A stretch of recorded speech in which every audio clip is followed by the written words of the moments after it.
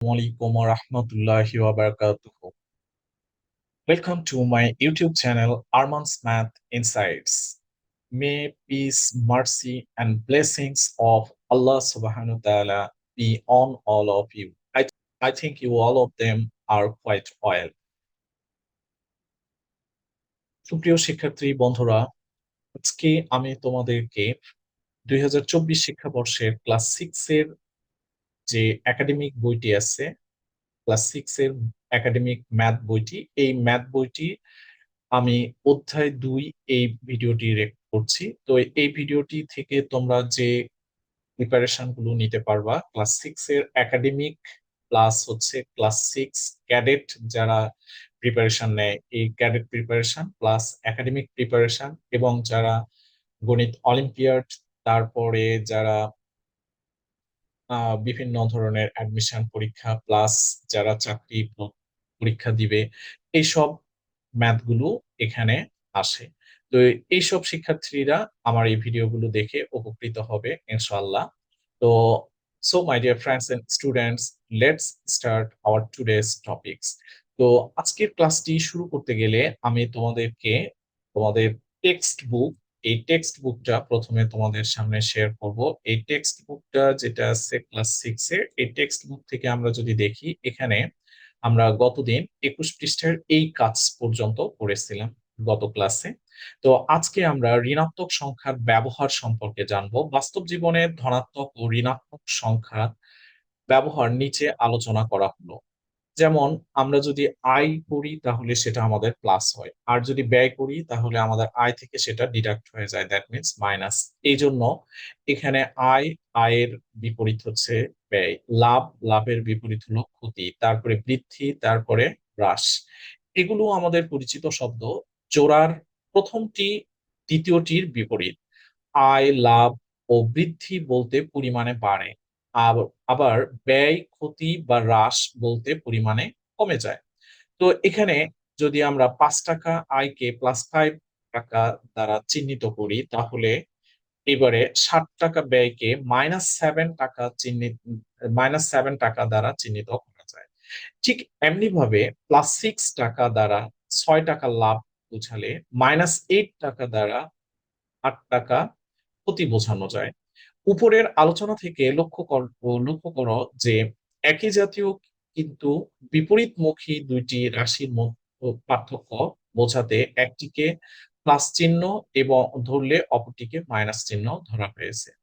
তার মানে এখান থেকে আমরা যে কথাটি বুঝলাম যে আমরা চিহ্ন, সংখ্যাগুলো একই বোঝাইলেও সংখ্যাগুলোকে যখনই আমরা বিপরীত চিহ্ন প্রদর্শন করতেছি, দ্যাট মিনস প্লাস চিহ্ন আর মাইনাস চিহ্ন, যখন প্লাস চিহ্ন বোঝাচ্ছি তখন এটা দ্বারা বোঝানো হচ্ছে বৃদ্ধি পাচ্ছে, আর যখনই মাইনাস চিহ্ন বসাচ্ছি তখনই এটা হচ্ছে কমে যাচ্ছে। তাহলে এখানে বলা হচ্ছে প্লাস চিহ্নযুক্ত সংখ্যাকে ধনাত্মক সংখ্যা বলে, আর ঋণাত্মক চিহ্নযুক্ত সংখ্যাকে ঋণাত্মক সংখ্যা বলে।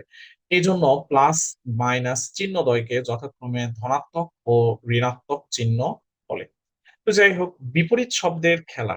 এখানে বিপরীত শব্দ কিভাবে আমরা নিয়ে কাজ করব সেই কাজগুলো নিয়ে বলা হয়েছে।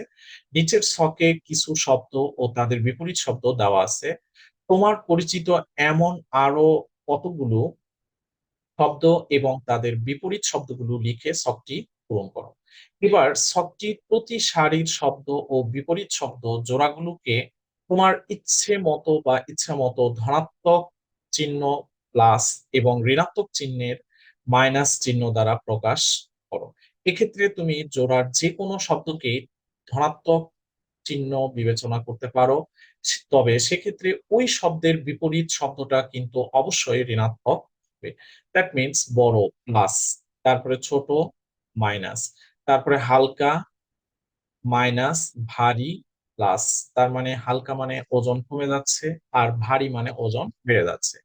তাহলে আয় আয় হচ্ছে প্লাস, আর ব্যয় হচ্ছে মাইনাস। তো এখানে আমি যদি এই ছকটা পূরণ করতে চাই তাহলে এখানে আমরা লিখতে পারি এটা হচ্ছে প্লাস আয়, আর ব্যয় হচ্ছে মাইনাস। তারপরে এখানে বাম বাম মানে হচ্ছে ঋণাত্মক, আর ডান ডান মানে হচ্ছে ধনাত্মক। এটা যেটা হচ্ছে আমরা সংখ্যা রেখা দেখেছি। এই সংখ্যা রেখায় আমরা কি করি, বাম দিকে যখনই যাই তখন ঋণাত্মক মানগুলো লিখি, আর ডান দিকে যখনই আসি তখনই হচ্ছে আমরা ধনাত্মক মানগুলো লিখি। তারপরে এখানে আরো যদি এটা পূরণ করতে চাই তাহলে এবারে এখানে বামের পর কম এই কথাটা আমরা ব্যবহার করতে পারি। কম, আচ্ছা কম দিয়ে এটা হলো মাইনাস বোঝায়। আর এখানে তাহলে আমরা বিপরীত শব্দ হিসেবে বেশি এই কথাটি ব্যবহার করতে পারি। আচ্ছা, এরপরে এটাকে প্লাস চিহ্ন দ্বারা চিহ্নিত করতে পারি। তারপরে এখানে পূর্ব, তাহলে পূর্ব হলে প্লাস, দ্যাট মিনস পূর্ব হলে প্লাস আর পশ্চিম হলে মাইনাস। কারণ পূর্ব দিক থেকে সূর্য ওঠা শুরু করে ধীরে ধীরে বড় হতে থাকে, আর যখনই পশ্চিম দিকে যায় তখনই আবার কি হয়ে যায় আমাদের উম, ছোট হতে থাকে। এই জন্য এটাকে পশ্চিম, আচ্ছা, পশ্চিম,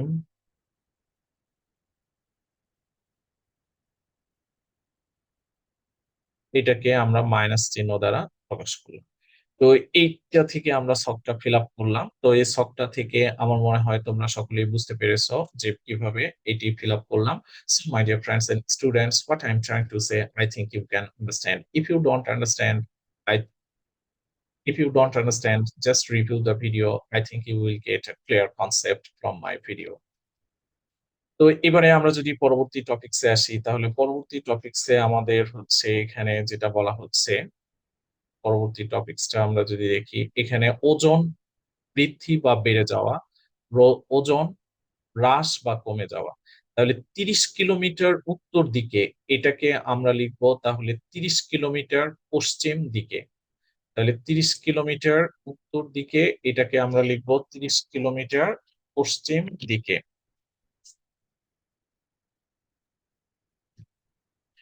আচ্ছা, 30 কিলোমিটার, সরি, 30 কিলোমিটার পশ্চিম দিকে। আচ্ছা, এটা তো বাংলা লেখা যাচ্ছে না। আচ্ছা, এখান থেকে 30 কিলোমিটার উত্তর, এটা হচ্ছে পূর্ব দিকে, পূর্ব দিকে। এইভাবে আমরা এটাকে লিখতে পারি, 30 কিলোমিটার উত্তর আর 30 কিলোমিটার পূর্ব। আচ্ছা, তারপরে এখানে আমরা যেটা বলতে পারি এটা হচ্ছে, পরে যেটা বলছে বাড়ি হতে বাজার 8 কিলোমিটার পূর্বে, তাহলে বাড়ি হতে বাজার 8 কিলোমিটার পশ্চিমে। এই জায়গায় লিখবো বাড়ি হতে বাজার 8 কিলোমিটার পশ্চিমে। তাহলে এই সেম কথাটাই এখানে আমরা বাড়ি হতে বাজার 8 কিলোমিটার পশ্চিমে এই কথাটা লিখবো। তারপরে 700 টাকা ক্ষতি, এখানে লিখবো 700 টাকা লাভ। সমুদ্র পৃষ্ঠ থেকে 100 মিটার উপরে, এখানে লিখবো সমুদ্র পৃষ্ঠ থেকে 100 মিটার নিচে বা গভীরে। এই কথাগুলো আমরা এখানে লিখবো, তাহলে আমাদের এটা মোটামুটি ক্লিয়ার হয়ে যাবে। তারপরে এইবারে আমি যদি পরবর্তীতে আসি, এখানে পরবর্তীটা যেটা বলা হয়েছে, নিচের বাক্যগুলোতে উল্লেখিত সংখ্যাগুলো উপযুক্ত চিহ্ন সহকারে লেখা। তো এবারে উপযুক্ত চিহ্ন সহকারে যদি এটা লিখতে যায় তাহলে লিখতে গেলে কি, উড়োজাহাজ সমতল ভূমি থেকে 2000 মিটার দিয়ে উঠছে। তার মানে সমতল ভূমি যদি এটা হয়, এটার নিচে আমরা যত আসব তত এটা হয়ে যাবে ঋণাত্মক, আর যত এই সমতল ভূমির উপরের দিকে উঠবো তত ধনাত্মক হতে থাকবে। তাহলে এইটা হচ্ছে শূন্য বিন্দু সমতল ভূমিটা, আর হচ্ছে এই উপরের দিকে হলো ধনাত্মক আর নিচের দিকে নামলে ঋণাত্মক। তো এরপরে আমি যদি আসি এখানে যে শূন্য বিন্দুটাকে, তাহলে আমরা সরি, একটি উড়োজাহাজ সমতল ভূমি থেকে 2000 মিটার উপরে যাচ্ছে, তার মানে এটাকে আমরা লিখতে পারি প্লাস 1000। তারপরে একটি ডুবোজাহাজ সমুদ্র পৃষ্ঠ থেকে 800 মিটার গভীরে চলছে, তাহলে গভীরে মানে নিচের দিকে যাচ্ছে, তাহলে এটাকে -800, এটা আমরা। তারপরে 200 টাকা ব্যাংকে জমা রাখা, তাহলে এটা হলো প্লাস, কারণ ব্যাংকে যখন জমা রাখি আমরা তখন বেড়ে যায়। এই জন্য এটা হচ্ছে প্লাস। আর ব্যাংক থেকে যখন আমরা উঠাবো তখন সেটা হচ্ছে উইথড্র, তার মানে এটা হলো নেগেটিভ। তারপরে এখানে 700 টাকা ব্যাংক থেকে ঋণ নেওয়া, তার মানে এখানে -700। তো এরপরে আমি যদি পরবর্তীটাতে আসি, তাহলে পরবর্তী যেটা আছে সেটা হচ্ছে এখানে কি আছে, পূর্ণ সংখ্যা। তো পূর্ণ সংখ্যা সম্পর্কে আমি তোমাদেরকে আগেই ধারণা দিয়েছি। তারপরে এখানে এই বক্স গুলো, এটা আয়তক্ষেত্রর মতো ছিল, সেটা হচ্ছে আয়তক্ষেত্র না, এটাকে একটু কার্ভ শেপে নেওয়া হয়েছে। নিয়ে এটা হচ্ছে বাম দিকে আছে মানে হচ্ছে ঋণাত্মক সংখ্যা, আর এইটার বাম দিকে আছে এইটা ছোট আয়তক্ষেত্র, এই জন্য এটা স্বাভাবিক পূর্ণ সংখ্যা বা ধনাত্মক পূর্ণ সংখ্যা। আর শূন্য থাকে, এই গোল চিহ্নটা শূন্য। আর এখানে আয়তক্ষেত্রের যেমন বাম দিকে ছিল, সেটাকে আমরা বলছিলাম বাম দিকে শূন্য থাকলে সেটাকে অঋণাত্মক পূর্ণ সংখ্যা। তো এটাও সেম, একটা কার্ভ এর ভিতরে এটা হচ্ছে বাম দিকে শূন্য আছে, এই জন্য এটা অঋণাত্মক পূর্ণ সংখ্যা। আর একটা আয়তক্ষেত্রের মাঝখানে যখন শূন্য থাকে তখন ডান দিকে ধনাত্মক, বাম দিকে ঋণাত্মক, এই জন্য এটাকে পূর্ণ সংখ্যা হিসেবে প্রকাশ করা হয়েছিল। তো সেম ওই জিনিসটাই এখানে দেওয়া আছে। তো এরপরে এখানে বলছে সংখ্যা রেখায় পূর্ণ সংখ্যা স্থাপন ও পূর্ণ সংখ্যার অবস্থান নির্ণয়। তো এখানে সংখ্যা রেখায় কিভাবে পূর্ণ সংখ্যা স্থাপন করতে হয় আর কিভাবে তার অবস্থান নির্ণয় করতে হয় সেই সম্পর্কে আলোকপাত করা হয়েছে। তো এখানে আমরা যদি একটা একক কাজ দেখি তাহলে মোটামুটি আমাদের ক্লিয়ার হয়ে যাবে। তো এখানে দেওয়া আছে +5। তো এই +5টাকে আমি যদি এবারে সংখ্যা রেখায় বসাতে চাই, এটা যদি একটা সংখ্যা রেখা হয়, এর ডান দিকে আমার আছে ধনাত্মক মান, এটা ইনফিনিটি পর্যন্ত চলবে। আর বাম দিকে আছে আমার ঋণাত্মক মান, এটাও ইনফিনিটি দিকে চলবে। তাহলে +5 এই মানটা আমি যদি সংখ্যা রেখায় চিহ্নিত করতে চাই, তাহলে সংখ্যা রেখায় চিহ্নিত করতে গেলে এটা হচ্ছে আমার প্লাস, এটা হলো চিহ্নিত করা হলো। তারপরে -10, এই -10টাকে আমি যদি চিহ্নিত করতে চাই, এই -10 এই পাশেও নাই, এই পাশেও নাই, তাহলে এটাকে আমি দুইটা ঘর বাড়াই নেই, তাহলে -9 -10, তাহলে -10 হচ্ছে আমাদের এই ঘরটা। তারপরে আছে -6, -6 হলো এই ঘরটা। তারপরে আছে -1, -1 হচ্ছে এই ঘরটা। তারপরে -6, -6 হলো এটা। তো এখন এখান থেকে আমাদের একক কাজটা মোটামুটি কমপ্লিট হলো। এই একক কাজের পরে আমি যদি আসি, এখানে পরবর্তী যে কাজটা দেওয়া আছে সেই কাজটা কি? তাহলে পরবর্তী এখানে আমাদের সমতল ভূমি থেকে উপরে ওঠা, সমতল ভূমি থেকে নিচে নামা। এই যে এখানে যেমন দেওয়া আছে, এইটা হচ্ছে শূন্যটা হলো সমতল ভূমি। এখান থেকে উপরে গেলে 1 2 এভাবে বাড়তে থাকবে, তার মানে প্লাস। আর শূন্য থেকে নিচের দিকে নামলে এটা হবে বাম দিকে, দ্যাট মিনস মান সবসময় কমতে থাকবে। তাহলে এখানে আমরা যেটা পাচ্ছি নিচের যে ছবিটা, এই ছবিটা থেকে আমাদেরকে নিচের ছবি টা দেখে আমাদেরকে এখানে আনসার করতে হবে। তো এবার ছবি থেকে পাওয়া ধারণা নিয়ে লেস দেন আর গ্রেটার দেন চিহ্নগুলো আমরা যদি এই খালি ঘরে বসাই, তাহলে আমাদের মান আসে যেমন এখানে -1 এর চেয়ে +1 বড়। তারপরে 0 এর চেয়ে যে কোনো ঋণাত্মক সংখ্যা ছোট। তারপরে -4 আর -9 এই দুটার মধ্যে আমরা যেটি পাচ্ছি সেটি হচ্ছে -4, এই সংখ্যাটি বড়। কারণ মাইনাস নাম্বার যত ছোট হতে থাকে সেটা তত বড় হতে থাকে, আর প্লাস নাম্বার যত বড় হতে থাকে, যত ছোট হতে থাকে তত সেটা কমতে থাকে। তো এই দুটার মধ্যে আবার হচ্ছে আমরা যদি আসি, এই দুটার মধ্যে আমরা যেটা পাচ্ছি -1987 এই সংখ্যাটা বড়। তারপরে -59 আর 64, তাহলে -59 এই সংখ্যাটা বড়। তারপরে এখানে +9 আর -9 এর মধ্যে +9 তাহলে অবশ্যই বড়। তারপরে -57 আর -59, -57 -59 এর মধ্যে -57 সংখ্যাটা বড়। তারপরে এখানে আছে -2 -159, তাহলে -2 এই নাম্বারটা। তো এখানে আমরা যে কাজগুলো করলাম এই কাজগুলো থেকে আশা করি তোমাদের সকলের কনসেপ্ট ক্লিয়ার হয়ে গিয়েছে। ধনাত্মক ঋণাত্মক সংখ্যাগুলো নিয়ে। তো এবারে আমরা যদি আরেকটা কাজ করি, সেই কাজটা হচ্ছে এখানে দেওয়া আছে, যেটা কোনো একটি নির্দিষ্ট দিনে বিভিন্ন দেশের 4টি স্থানের তাপমাত্রা নিম্নে উল্লেখ করা হলো। তো এখানে বলা আছে ঢাকা 0 ডিগ্রি এর উপরে 30 ডিগ্রি সেলসিয়াস, উপরে মানে হচ্ছে প্লাস, তার মানে আমরা এখানে লিখবো 30 ডিগ্রি। আচ্ছা, তারপরে এখানে এটা হলো +30 কারণ উপরে। তারপরে এবারে কাঠমান্ডু, কাঠমান্ডু হচ্ছে 0 ডিগ্রি সেলসিয়াসের নিচে, নিচে হইলে -2 ডিগ্রি সেলসিয়াস। তারপরে 0 ডিগ্রি এর নিচে 6 ডিগ্রি সেলসিয়াস, তার মানে -6 ডিগ্রি সেলসিয়াস। 0 ডিগ্রি এর উপরে 40 ডিগ্রি সেলসিয়াস, তার মানে +40 ডিগ্রি। তাহলে এই কাজটি আমাদের কমপ্লিট হলো। So, my dear friends and students, what I'm trying to say, I think you can understand. If you don't understand, just review the video. I think you will get a clear concept from my video. তো এবারে আমরা এখানে যেটি দেওয়া আছে, বিভিন্ন স্থানের তাপমাত্রা উপযুক্ত চিহ্ন সহকারে পূর্ণ সংখ্যায় উপরের ফাঁকা কলামে লেখো, যেটা আমি এখানে লিখেছিলাম সেটার কথা বলা হচ্ছে। তারপরে নিচের সংখ্যা রেখায় উল্লেখিত সংখ্যাগুলো দ্বারা তাপমাত্রা বোঝানো হয়েছে। তো এখানে যে সংখ্যাগুলো দেওয়া আছে এগুলো দ্বারা তাপমাত্রার কথা বোঝানো হয়েছে। তো এখন বলতেছে তাপমাত্রা অনুযায়ী উপরোক্ত স্থানগুলোর নাম সংখ্যা রেখায় লেখো।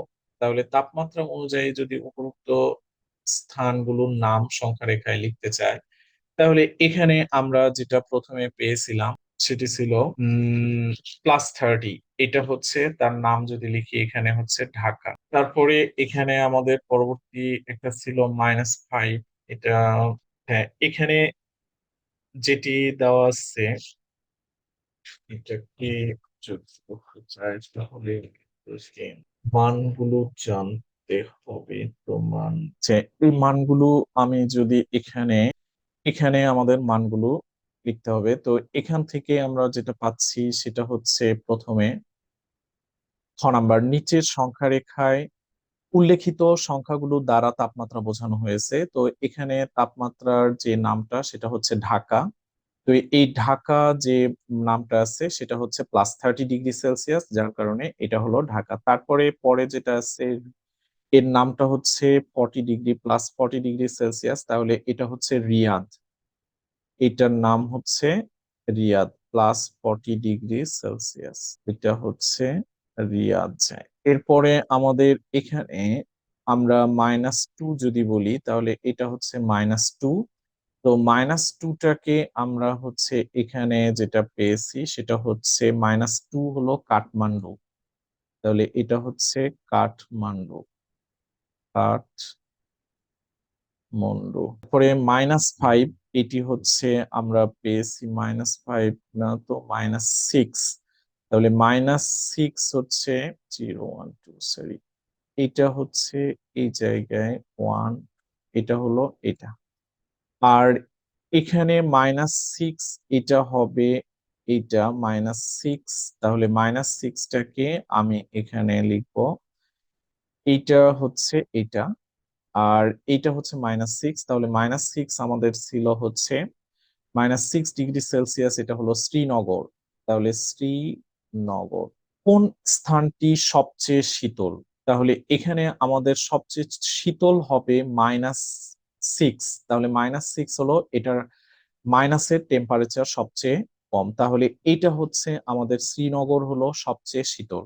যে সকল স্থানের তাপমাত্রা 10 ডিগ্রি সেলসিয়াসের বেশি সে সকল স্থানের নাম লেখো। তাহলে 10 ডিগ্রি সেলসিয়াসের উপরে বেশি আছে ঢাকা, এটা, তারপরে রিয়াদ। এই দুটো আছে আমাদের 10 ডিগ্রি সেলসিয়াসের উপরে। তো এখান থেকে আমরা এই একক কাজটি কমপ্লিট করলাম। So my dear friends and students, I think you will get a clear concept from my video. তো আজকে এই পর্যন্তই থাকবে। আমরা নেক্সট ক্লাসে আবার পরবর্তী ইয়াগুলো দেখবো, টপিকস গুলো। তো এই পর্যন্ত আজকে রাখলাম। আল্লাহ হাফেজ, সবাই ভালো থেকো, আমার জন্য দোয়া করো, আর ভিডিওগুলো বেশি বেশি করে শেয়ার করবা। আসসালামু আলাইকুম ওয়া রাহমাতুল্লাহি ওয়া বারাকাতুহু।